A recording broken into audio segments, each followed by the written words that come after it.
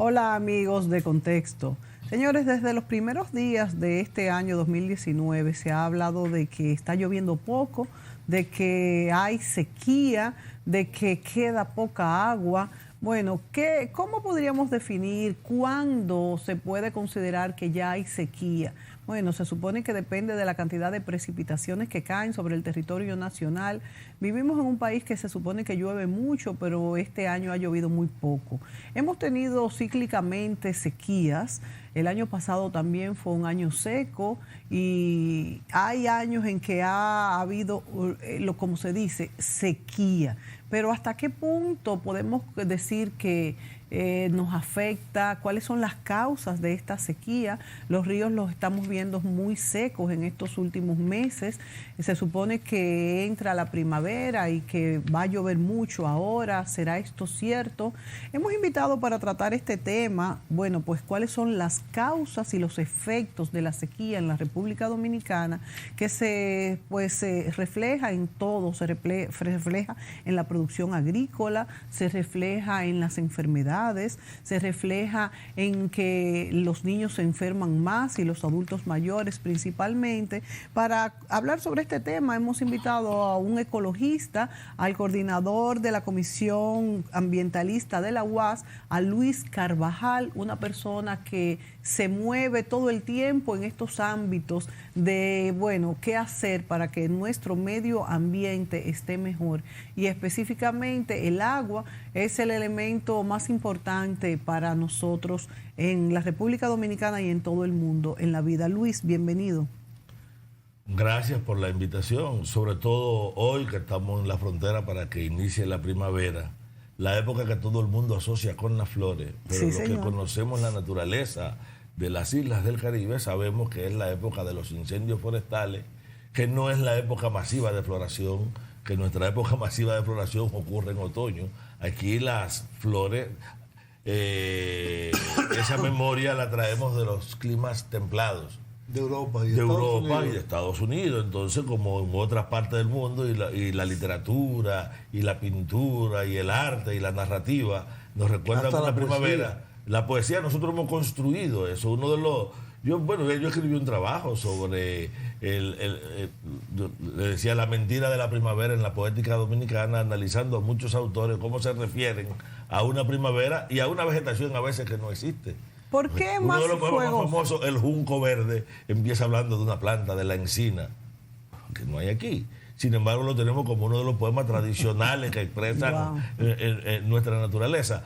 Eso es interesante para entender incluso el otro mito, el mito de la sequía. Yo quiero llamarle mito a una realidad que está angustiando a mucha gente, porque el régimen pluviométrico oscila a lo largo de los años, un factor periódico, como lo es el que... Cuando uno habla de clima, habla de un valor promedio para valores como temperatura, humedad, pluviometría, dirección e intensidad de los vientos, precipitación. Y quiero separar precipitación de la condensación, que es como entra la mayor cantidad de lluvia, porque hay otro mito. Cuando ella introdujo, dijo, en nuestro país llueve mucho. Bueno, nosotros tenemos un promedio general de alrededor de 1.500 milímetros. Hay sitios en los que podemos llegar casi a 3.000 y lugares donde bajamos a 400, 600. 1.500 milímetros por metro cuadrado. Sí, por año. Pero eso uno lo ve como mucho. Cuando usted lo compara, por ejemplo, con Colombia, usted va a encontrar que ya hay lugares donde te caen 7.000. Sí. O hay lugares donde caen 12.000, sí, 20.000. Por lo tanto, ahora, ¿qué sí ocurre aquí de manera continua? Lo que ocurre de manera continua es que desde el Océano Atlántico, desde el norte, en dirección noreste-sureste, porque la Tierra gira, ¿verdad? Y gira y se calienta en el medio. Sí. Se calienta más porque los rayos del sol calientan más en la zona próxima al Ecuador, calientan la masa de agua, evaporan el agua y esa agua va a llevar ese calor. Tiene tres giros. Sí. No. Uno en sí misma. Tiene dos. Su eje. ¿Cuál es el otro? No, tiene uno sobre su eje, que es en sí misma. Sí. Tiene el de traslación, pero tiene el giro que hace con todo el sistema solar. Exacto. Claro, pero como el sistema solar se mueve, tiene más giro. Ahora, son los que nosotros tomamos en cuenta.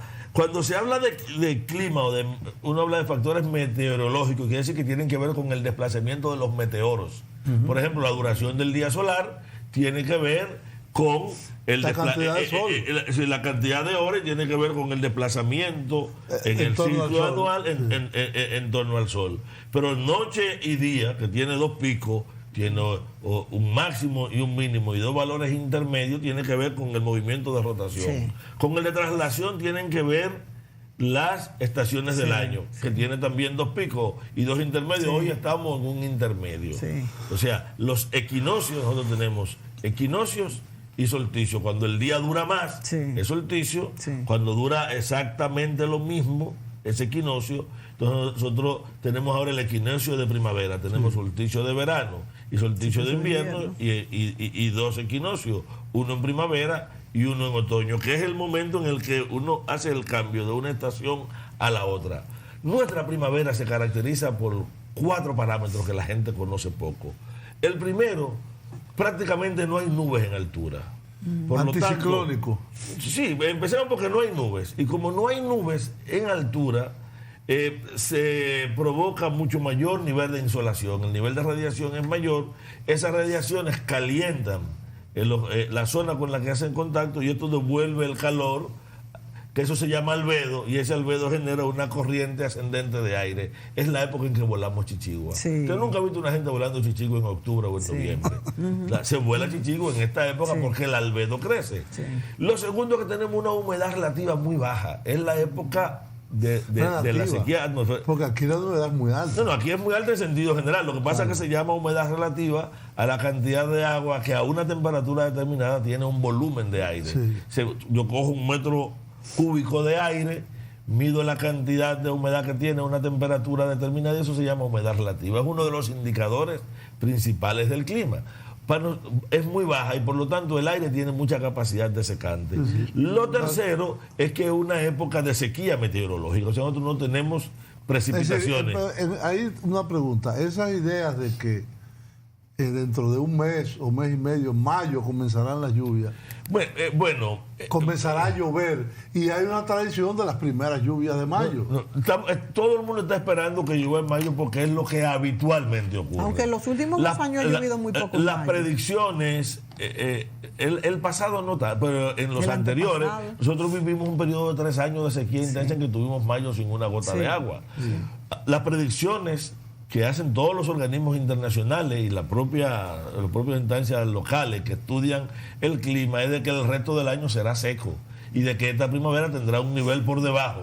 Estamos esperando, yo creo que es la esperanza que tiene fundamentalmente el gobierno de que llueva en mayo y de que llueva en junio.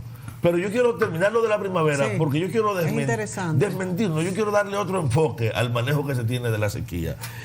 El tercer elemento, o sea, hablamos humedad, cero nubosidad con muy alta radiación, por lo tanto un alto albedo, humedad relativa muy baja,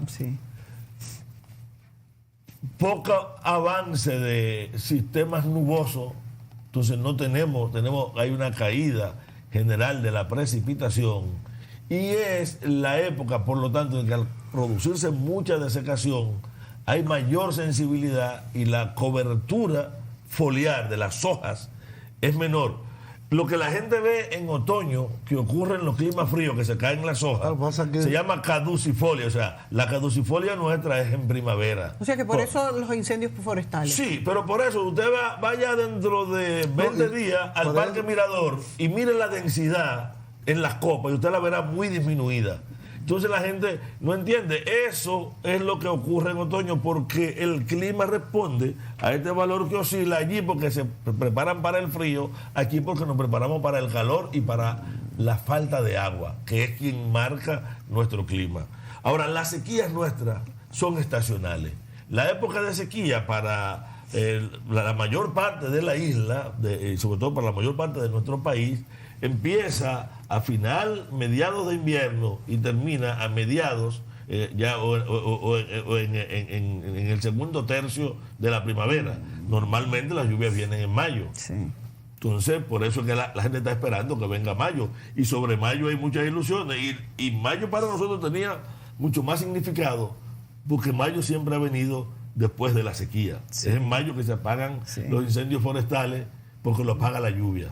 Ahora bien, la humedad en nuestra isla que entra de la lluvia es insignificante con relación a la verdadera humedad que entra en nuestro sistema, que es la que viene con los vientos. Con los vientos. Y es recibida por una vegetación especializada en la alta montaña que la incorpora, la infiltra lentamente, y esa ocurre cada segundo, de cada hora, de cada semana, de cada mes, de cada todo el año, sin interrupción. Y por eso es que la deforestación continua. es terrible. ¿Cuándo se interrumpe? Cuando por alguna razón, por ejemplo, un frente lo desplaza, pero el frente trae humedad. O cuando entra en la época de los ciclones, que producen también las grandes avenidas, viene el periodo ciclónico.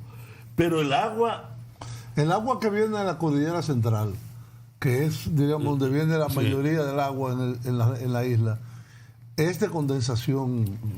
Viene así. Bueno, yo estuve hace 2 días en el centro de la cordillera con un grupo de estudiantes y tuvimos un baño bellísimo en un río que está disminuido, pero tiene toda su agua, en una zona que tiene tiempo que no llueve, que no cae una gota de agua. Por ¿De dónde viene esa vegetación? Agua? No es la de la lluvia.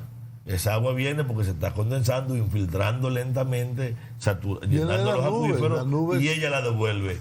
Por eso ahora podemos empezar a hablar de la sequía, para que entendamos. Sequía y pluviometría alta y las inundaciones, para que la gente lo entienda, son oscilaciones naturales del clima. Por lo tanto, la sequía no es una desgracia. Voy más lejos. Igual que si no tuviéramos tormentas y huracanes, nuestra situación ambiental fuera terrible, sin la sequía también lo fuera. Son necesarias. Ahora, ¿qué ocurre? Las sequías extremas crean situaciones extremas. Pero nuestro problema no es que llegue la sequía, es que hemos incrementado la vulnerabilidad a la sequía. Lo que somos mucho más vulnerables. ¿Y eso por qué? Somos vulnerables porque si yo tengo una vegetación especializada en captar agua y yo la elimino, estoy disminuyendo la capacidad de captar. Si ella es la que incorpora lentamente incluso el agua de lluvia, en vez de encontrar ruta de infiltración, va a correr, va a bajar de manera inmediata, de forma torrencial, va a inundar y se va. Entonces, hemos estado fragilizando porque hemos estado eliminando la vegetación. ¿A dónde? En la zona protegida. No es casual que Valle Nuevo, que Bauruco, que el Alto Yaguate, o sea, donde está el Parque Máximo Gómez, que el Manolo Tavares, estén protegidos. Están protegidos porque son zonas fundamentalmente captadores de humedad. Yo tengo entendido que en los últimos 50 años, en lo que es la parte dominicana de la isla, ha incrementado la superficie boscosa. No, eso dicen... Dicen que en el 66... llegábamos al 11% y que estamos casi en el 40%. Mira, vamos por partes. Según el Programa de Naciones Unidas de Medio Ambiente. Según el último informe, cuando tú sigues la secuencia a los informes, te darás cuenta que empezamos a bajar de un 30 y tanto a un 18, se llegó a hablar de un 11 y luego empezamos a subir y ahora en el último informe que presentó el gobierno se habló de un 43.7, sí. Aunque yo no conozco un solo técnico, uno sí, que crea ese dato. De hecho, pero entonces ¿de dónde sale? Un debate porque hay cambios en la metodología. Es bueno que tengamos un economista aquí porque él conoce el truco de cambiar la metodología y los parámetros. Yo te cambio la definición de bosque, sí, y cuando me voy a las estadísticas bajo la nueva definición me cambia todo. Y entonces hemos tenido hemos tenido un cambio de definición. Ahora nosotros estamos en un estudio cuyo principal blanco, que hacía un inventario, era medir la cantidad de carbono que se capta, que ambientalmente es un indicador que se está usando internacionalmente, pero es equívoco para medir calidad de ambiente. Bueno, eso lo explicas luego. Sí, pero quiero seguir. Este cambio metodológico me pasa a incorporar matorrales, zonas de praderas y cultivos como si fueran bosques. Entonces, ¿qué hemos tenido? Hemos tenido ciertamente que con la presión para conservar el sistema de área protegida frena. El bosque seco sí entra ahí. Sí, no, porque el bosque seco es bosque, okay, y debe entrar. Pero una cosa es el bosque y la otra cosa es la plantación. Pero una cosa, porque las plantaciones no funcionan como funciona el bosque. Pero ¿cómo comparan algo que tiene unos parámetros tan diferentes a otros? No podemos entonces comparar y decir que hemos avanzado. Podemos hacerlo si tenemos la honestidad de decir cuando damos la información, esto obedece a que cambiamos estos parámetros. Y si lo comparo con los parámetros anteriores, la tendencia es esta. Porque la tendencia real es fundamental. En los últimos 10 años ha sido una disminución del área al interior de las áreas protegidas por un incremento de la presión. Luego hemos tenido una enorme presión sobre los bosques especializados y peor aún, el crecimiento ha sido a costa de la calidad funcional del bosque. Óyeme, no, si yo elimino, yo te elimino ahora mismo una vegetación de cobertura donde tiene una serie de niveles y doseles con muchas plantas que crecen sobre la planta, con muchas epífitas, que todas incorporan humedad y la sustituyo por una planta que en vez de incorporar humedad la saca del suelo.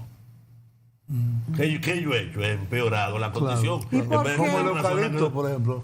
¿Pero por qué se está el aguacate. sembrando Para esa hablar de una planta maravillosa que debe sembrarse en toda la geografía y donde en el Bauruco hemos eliminado grandes áreas. Lo hemos estado haciendo en Valle Nuevo, lo hemos estado haciendo en el Yaguate y está ocurriendo. O peor aún. Es decir, el aguacate en lugar de captar la humedad. La saca del medio, sí. Y quiero colocar para que entendamos un poco cómo funciona. ¿Y entonces cómo se deben de sembrar estas plantas entonces? No. Hay lugares en el que cuyo principal producto es el más importante para la economía. En la economía dominicana no hay un producto más importante que el agua. Si yo trabajo disminuyendo la producción de agua, porque la gente me dice, sí, pero estamos produciendo alimentos, para usar el argumento que usa el ministro de Medio Ambiente, quien lamentablemente fue mi alumno en ecología. ¿Por qué lamentablemente? Bueno, pero dejémoslo de ese tamaño. Pero yo quiero que se vea lo siguiente. Dicen, no, yo no elimino alimentos, porque tenemos que... Sí, pero para alimentar la sociedad, ese aguacate que se sembró en el Bauruco hizo fracasar una serie de proyectos de inversión en mango, en aguacate. Entonces, ¿cuál es fuera la del área? solución? ¿No hacerlos o plantarlos en áreas plantearlo donde se pueda. Tenemos que ir a una pausa y seguimos con este tema que es apasionante. Sí. Hay que...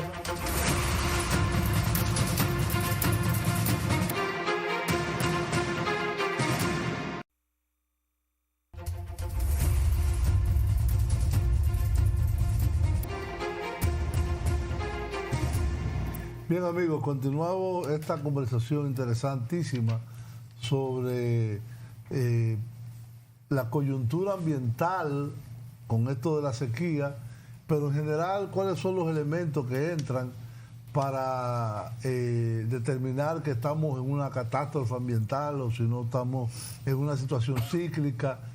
Con Luis Carvajal, que es el responsable de la Comisión Ambiental de la Universidad Autónoma de Santo Domingo. Luis, hablábamos anteriormente del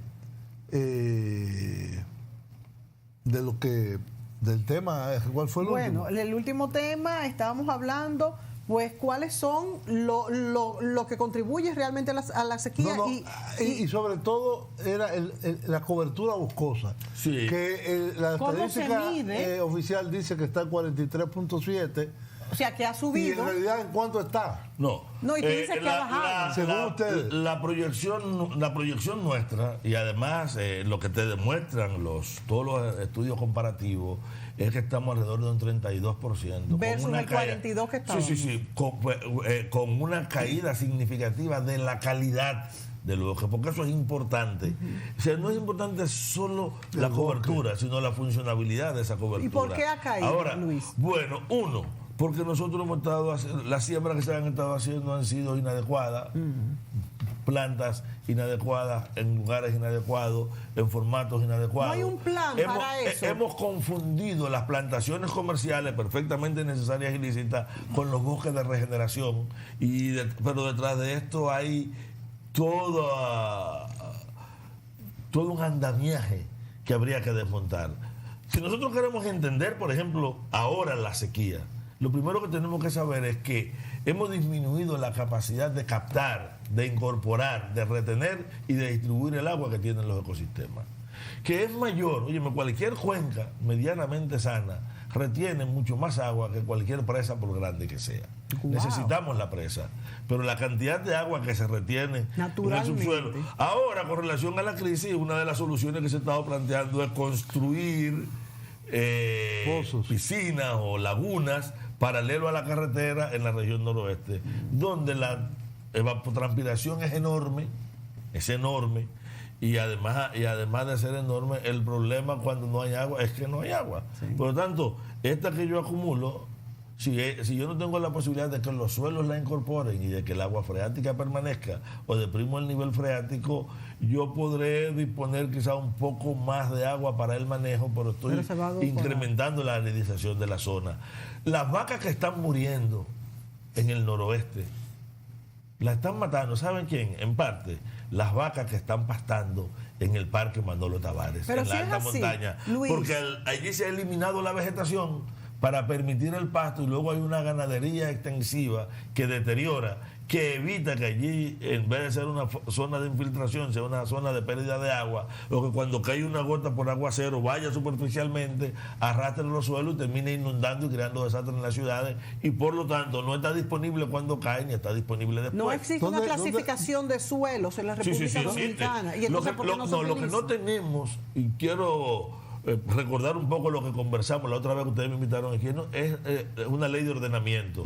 Y cuando se discute una ley de ordenamiento que va al Congreso, que está medianamente a partir de unos criterios, y lo toman el ente político que maneja allí, terminan deformándolo y convirtiéndolo en una piñata territorial, obedeciendo más a intereses pequeños y locales que a una verdadera planificación, por ejemplo, del territorio en función de su capacidad. No, o sea que el estudio no está aplicado a una ley que realmente rija. El proyecto de ley, en vez de responder a una demanda que tenemos 35 años, casi 40 años pidiendo una ley de ordenamiento del territorio, que siempre se ha pospuesto, porque ordenar el territorio te quita todo ese poder discrecional local de decisión que ocurre, pero además obliga, es una primera instancia de planificación. Y si tú trabajas de manera no planificada, yo voy a poner un ejemplo, que es no planificar. Una de las famosas visitas sorpresa del presidente fue a una zona, bosque nublado, en la Quimbamba, y financió allí un proyecto de orégano. Claro, oye, muy bien, estamos financiando un proyecto de orégano para la exportación. Implicó en una zona la eliminación de la vegetación que daba origen un poco a la estabilidad climática del mismo sitio. Entran muy contentos con el proyecto inicial. Tres fenómenos. Uno muy de carácter económico. Entran a producir, pero tú entraste a producir rápidamente sin ningún esquema para la salida a mercado de tu orégano, sin haber amarrado las cadenas. Dos, empieza un deterioro ambiental, no solamente en la propia zona de la Quimbamba, sino aguas abajo, lo cual implica a la larga la afectación de muchos más productores que lo que tú incorporaste. Pero tercero, tú terminaste haciendo una mayor inversión en propagandizar lo que hiciste que en garantizar la funcionabilidad de esto. Es algo parecido a lo que nos está ocurriendo en términos ambientales. Cuando nosotros vimos aquella palabra, a mí me sacudió mucho el discurso del presidente, cuando él habló de que éramos un ejemplo de sostenibilidad mundial. O sea, ¿por qué? Por la reducción de carbono, porque hemos tenido una política de saneamiento de ríos, porque hemos recuperado manglares. No es lo que estamos viendo en la calle. No es lo que está ocurriendo en los ecosistemas. Cuando usted ve los estudios reales que hemos descubierto que hemos tenido una ganancia de alrededor de 27 kilómetros cuadrados y hemos perdido alrededor de 714 kilómetros cuadrados de bosque en áreas protegidas. De bosque en áreas protegidas. ¿Qué quiere decir? Que mientras las tendencias del gobierno dan que crecen, las tendencias que te dicen los satélites, los estudios internacionales dan una cosa. Alguien me dice, oye, pero este estudio último lo hizo la GIZ y se hizo con financiamiento del banco. Me digo, sí, ellos lo hicieron. Pero por cambios de parámetros en las mediciones. Sin embargo, cuando usted va y toma el estudio, usted no ha notado que nadie ha salido a defender ese estudio, a pesar de la gran discusiones que hemos generado. Nosotros generamos un debate técnico alrededor de ese estudio, al cual, no porque no lo invitaran, tratamos de que alguien fuera a representarlo y a defenderlo, porque lo que se iba a hacer era así al ministerio y a la propia GIZ. ¿Qué queríamos nosotros? Nosotros queríamos comparar todas las imágenes de satélite y los datos que se manejan quienes trabajamos en el área con los datos que se había presentado para contrastar datos contra datos y tendencia contra tendencia.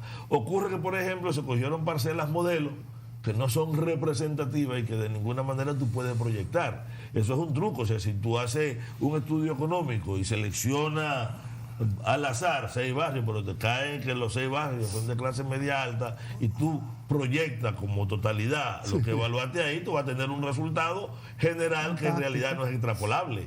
Entonces, eso fue un elemento que se discutió mucho, ver la característica de las unidades que se utilizaron. Porque entonces, un muestreo fue. Sí. ¿Y de qué nos sirven estos estudios, entonces? Ese tipo de estudios, aunque tú hagas los estudios satelitales globales y hagas los cálculos, tú estás obligado a levantar parcelas de estudios y ellas deben ser una representativa de la diversidad del total. Si lo que tú levantas no representa, cuando tú proyectes tus datos, va a meter el sesgo del dato que está proyectando. Pero entonces se hace así para que se vea que estamos más verdes. No entiendo. Lo que pasa es que el gran problema del Estado Dominicano, y voy a hablar ahora de todos los gobiernos, es que la información sobre la situación del país es más propaganda que herramienta para el análisis y el trabajo. Si yo hago un levantamiento y demuestro que ha incrementado la vegetación, yo puedo decir que mi política es exitosa y eso me sirve para hacer propaganda. Si yo la hago y encuentro una situación crítica y la hago, óyeme, porque nosotros no podemos tirarle toda la culpa de la situación forestal a Ángel Esteves. Ahora, a Ángel Esteves le podemos decir, usted está dando permisos forestales inadecuados. Hemos vuelto masivamente sobre los ríos.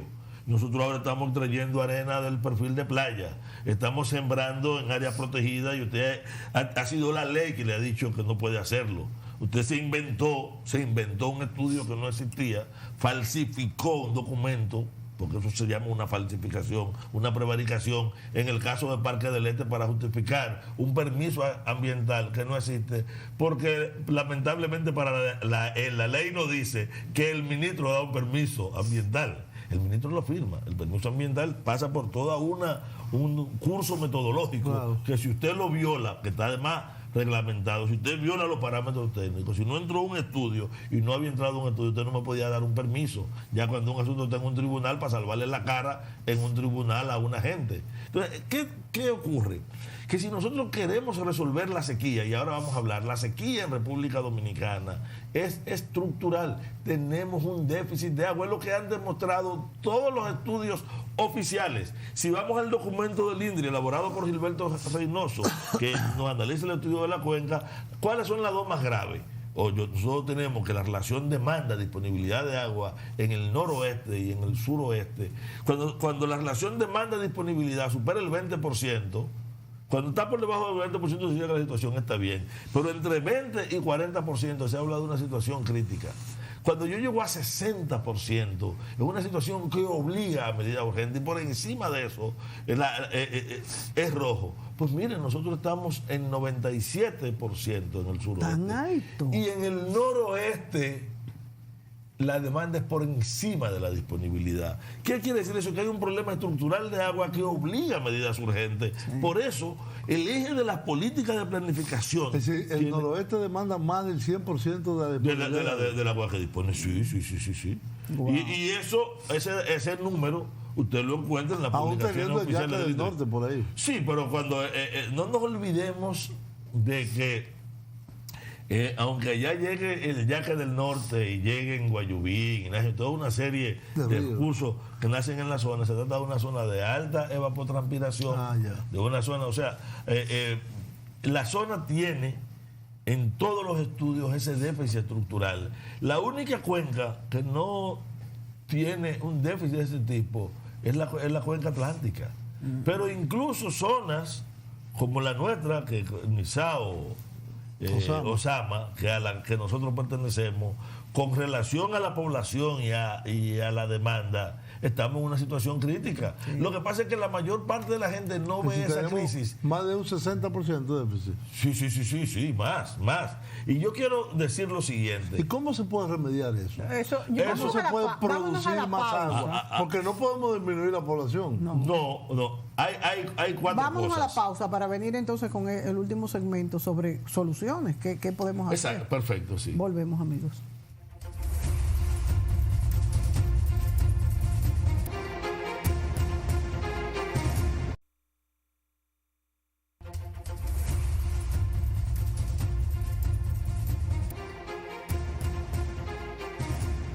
Bien, amigos, continuamos esta conversación sobre la situación ambiental del país y sobre la coyuntura y la sequía que se ha manifestado, sobre todo en algunas zonas del país, como es la línea noroeste. Y hablábamos en el segmento anterior, al final, de qué se puede hacer, qué debe hacerse. Sí. Hay evidentemente que atender la emergencia, pero ¿qué se puede hacer de forma más de mediano y largo plazo para ir pasando a una situación controlada en el balance de agua? Sí, sobre los contingentes está pautado. Hay que ahorrar agua y hay una enorme cantidad de medidas que se ha dado. Ahora, si nosotros necesitamos resolver el problema de la escasez estructural de agua, y para ello, lo primero que tenemos que garantizar es incrementar la capacidad de captación y de retención de humedad, y eso nos lleva a mantener los bosques en altura y sobre todo garantizar la vegetación especializada que se regenera sola si se quita presión, porque ojo, hay lugares... ¿Qué está sembrando? No, hay lugares donde con que se le... para hablar como el cantautor asesinado Víctor Jara. Víctor Jara no... que decía Facundo Cabral, con que no la jodan es suficiente. sí, le decía, le hace una historia que le decía, sí, hay lugares que quitar, por ejemplo el Bauruco, más que ahora de que inventarse un programa de reforestación, quítele la presión, que todavía su nivel de deterioro, sí, y es fácil, porque en Bauruco son 4 grandes productores, ricos, de los cuales 3 no son de la zona, y los 4 son políticos, empresarios. O sea, no se trata de allí de que... ¿Cómo es? ¿Qué es lo que produce? Aguacate, papa, cebolla y ajo. Pero para que usted se haga una idea de que para sembrar 100 tareas de ajo, una tarea de ajo está alrededor de 70,000 pesos. 100 tareas de ajo son 7 millones de pesos. Sí. Ahora busquemos un pequeño productor que pueda manejarse. Ahora, que puede invertir 7 millones de pesos en 100 tareas, jamás ha cogido un pico ni ha movido una azada. Él necesita mano de obra. Por eso la mano de obra que está en Bauruco es casi el 100% mano de obra haitiana. Sí. Pero el problema no son los haitianos que están allí, es quien ha contratado esta mano de obra y la necesita, y muchas veces se le paga permitiéndole expandir la zona, tumbando en algún sitio para que construyan, y frente a esto hay una indiferencia. Pero volvemos, si nosotros queremos, tenemos que restaurar la vegetación. Igual, queremos eliminar los ríos y fragilizarnos, conocemos la zona, eliminemos la fórmula, eliminemos la vegetación especializada, quitemos el bosque de galería. Si nosotros queremos restaurar el equilibrio, nuestra prioridad en reforestación y en recuperación es el bosque ribereño, el que sigue a lo largo de los cursos de agua, que primero es mucho más barato y es más fácil y no requiere de enormes presupuestos. Eso no meritaría la aprobación de una ley marco que responda al estudio. El problema es que todas las medidas que yo estoy planteando están en las leyes y están en los mandatos. O sea, nada de lo que yo estoy diciendo, todos son mandatos de la ley o están definidos en las estrategias. Óyeme, si el gobierno hiciera lo que dice y no lo que hace, tuviéramos otro país. ¿Qué es lo que queremos? Que se haga un poco más de lo que se dice que se hace y mucho menos de lo que se hace. Sí. Entonces, la segunda medida en ese mismo orden es la restauración del bosque. ¿Cuál es la tercera? Pero si nosotros necesitamos tenemos que sumar valor en las zonas productoras fuera de los sistemas de área protegida. La caficultura nuestra tiene que diversificarse, y el caficultor puede cubrir etapas de la producción allá mismo que suma valor, emplea mano de obra y le quita presión al bosque. Eso implica un acompañamiento técnico distinto y una visión que no puede ser de sorpresa. Sí. Tiene que obedecer sobre un plan estructurado. Todo esto nos lleva a nosotros además a entender que las áreas no protegidas hay que protegerlas. Si yo quiero aridizar una zona, muchas veces la gente dice desertizar o desertificar. No. Cuando yo tengo menos agua en un sitio, estoy haciendo más árido el sistema. El desierto es un ecosistema, pero la aridización es la disminución de la cantidad de agua. Cuando yo deprimo el nivel freático en un río, porque tengo una retroexcavadora sacando agregado y metiéndolo en un camión, el agua se va un poco más profunda. Claro. Y las raíces tienen que ir más hondo. Y si la vegetación que está no puede tirar las raíces, y esa vegetación se va y viene otra que tiene condiciones para resistir más la aridez. Y esos cambios tienen un impacto brutal sobre la economía, sobre la calidad de vida de la gente y sobre las condiciones ecológicas. Y lo puse al revés, aunque el orden debió haber sido el primero, sobre las condiciones ecológicas, sobre la economía y consecuentemente la calidad de vida de la gente. Ahora mismo nosotros tenemos que pensar en un programa que retenga la mayor cantidad de agua posible en altura. Y hay 3 formas. Vegetación, ya lo vimos. Sistemas que retengan, sobre todo sistemas de micropresas. Las macropresas suelen ser un engaño.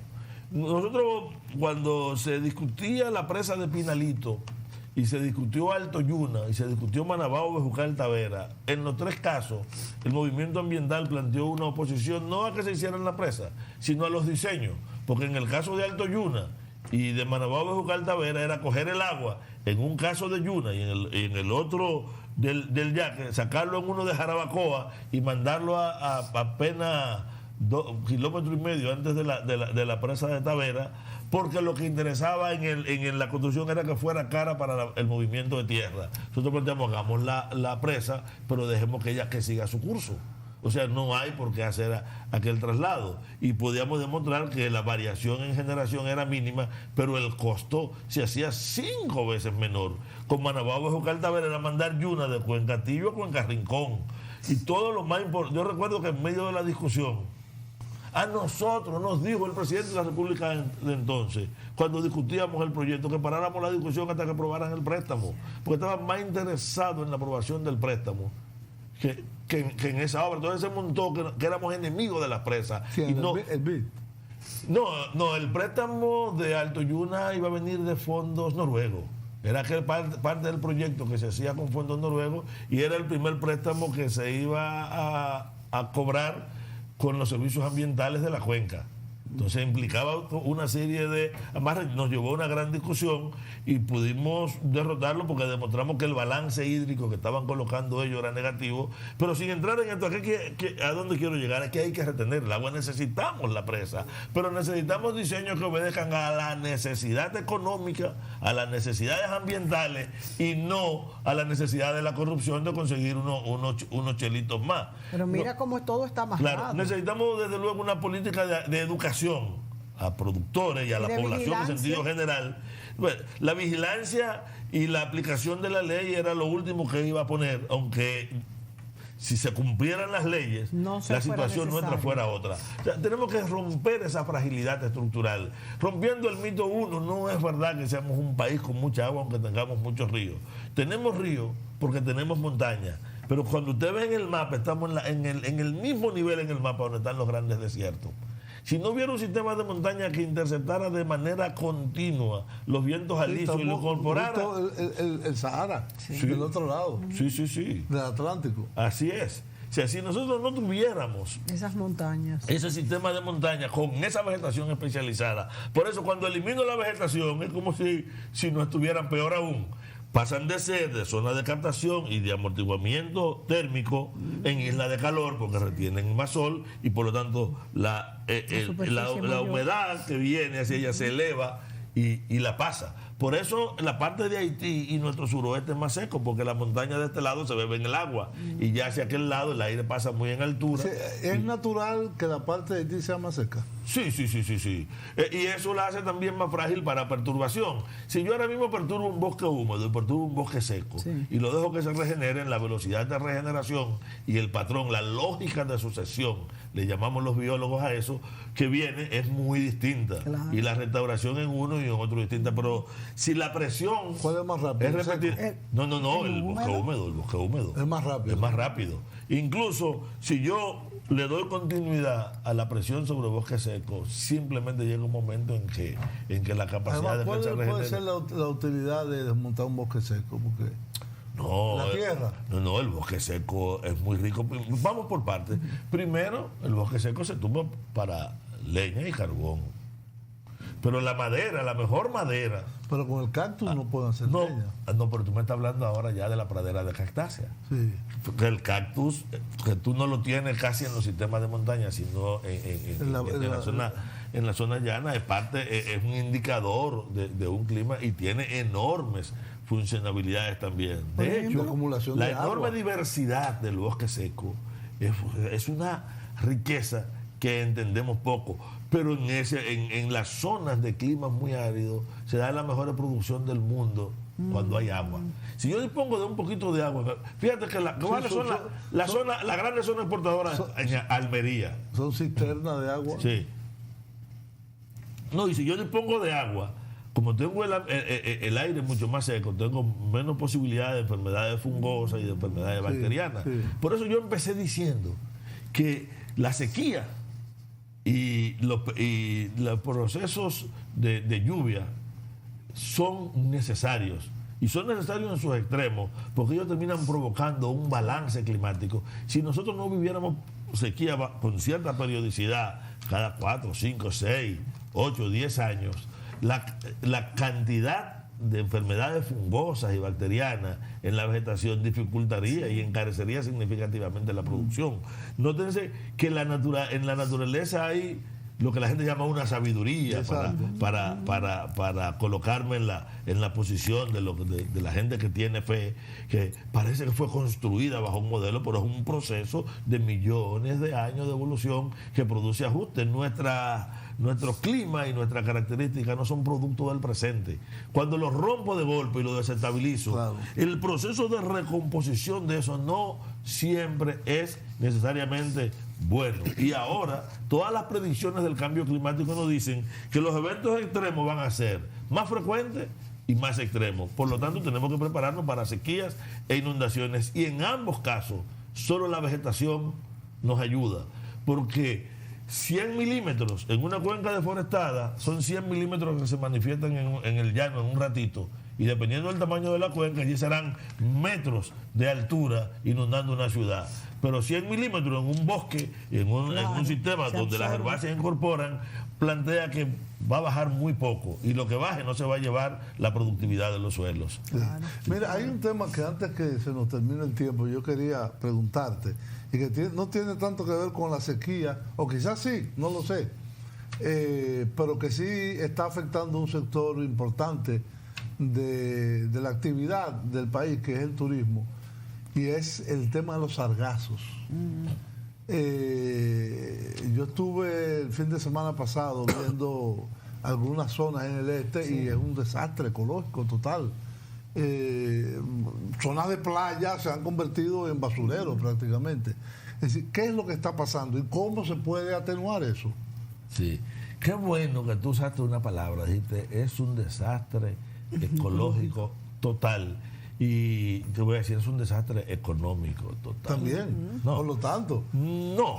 Porque hay mucha inversión. Sí, pero yo no lo estoy poniendo como un desastre ecológico, sino como un desastre económico. Sí. Porque ese sargazo, cuando llega a muchas de las playas que ustedes han visto que se están erosionando de manera continua, si esa playa no tiene un uso intenso, ellos llegan allí, van a descomponerse y cuando no estén llegando serán parte de lo que terminarán agregando y formando parte de la estabilidad de aquellos sistemas. Sí. Los sargazos han venido siempre históricamente, nunca en la cantidad, o sea, como ahora, y con la continuidad que ahora, porque las arribazones de sargazos son históricas y usted puede buscar periodos. Pero eran cíclicas entonces. Sí. Pero no en la cantidad. Pero ahora lo que tenemos es una cantidad incrementada y la discusión alrededor de las causas, hay varias explicaciones que se dan desde los diversos centros que lo han estado investigando. ¿No?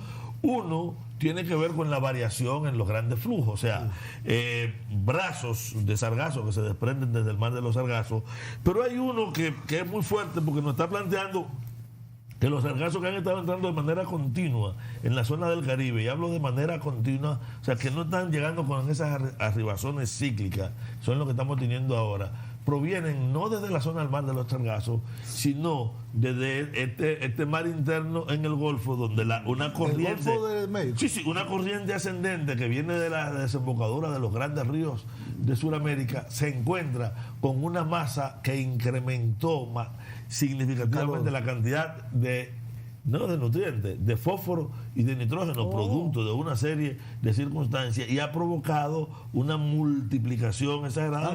¿Y las corrientes? Producción en el Golfo de México de sargazos. No, allí se multiplican, ellos llegan, siempre han llegado, del mar de llegan en menor cantidad, y estos que llegan, que incluso podían acumularse, difuminarse, y no eran prácticamente un fenómeno ni siquiera visual, próximo a la desembocadura de los grandes ríos.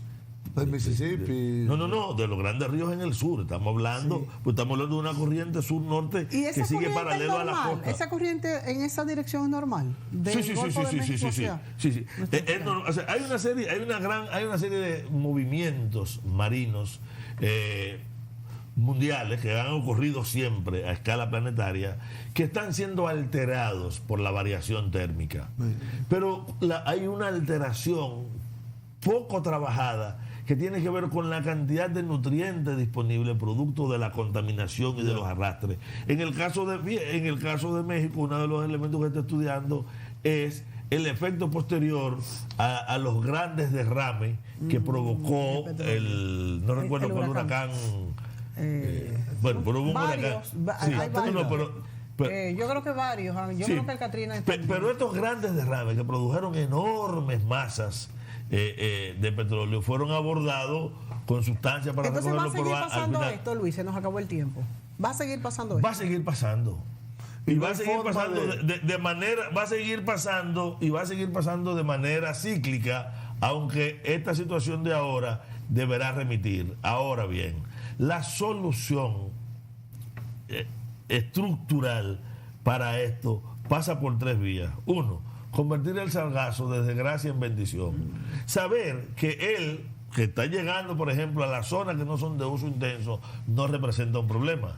Y su movimiento puede ser en el mar. Fíjense que algunos complejos que fueron a recogerlo de manera costera y moverlo, terminaron deteriorando su playa y tuvieron que hacer inversiones después enormes en regeneración.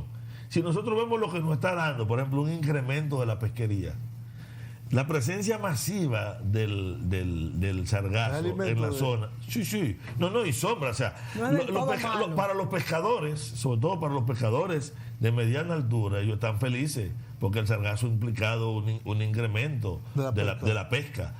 Y ha implicado para muchos sistemas que se habían erosionado producto de la variación en la batimetría, un componente agregante que termina estabilizando las arenas. Porque ese sargazo, si no te llega en un mes, que llegó masivamente, en un mes tú lo que terminas viendo son pequeños residuos, se decomponen muy rápidamente. Ese es uno de sus problemas, que llega masivamente, se recompone rápidamente y esa descomposición genera olores, genera contacto desagradable.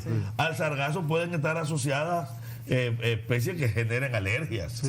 Pero en realidad el gran problema del sargazo es económico, es cuando él llega, claro. Si yo tengo una playa, que antes era una playa y ella llegaba ahí, no hay problema, pero si tengo un hotel es un problema grave para el hotel.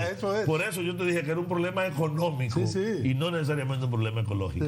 Para el turismo es un problema terrible. Claro que Luis, se nos acabó el tiempo. Interesantísimos tus análisis. Hay que concientizarse, de lo que hay que hacer como ciudadanos y como gobierno en la República Dominicana y en todas partes del mundo. Gracias a ti, Luis, y a ustedes por sintonizarnos. Hasta la próxima. Gracias a ustedes.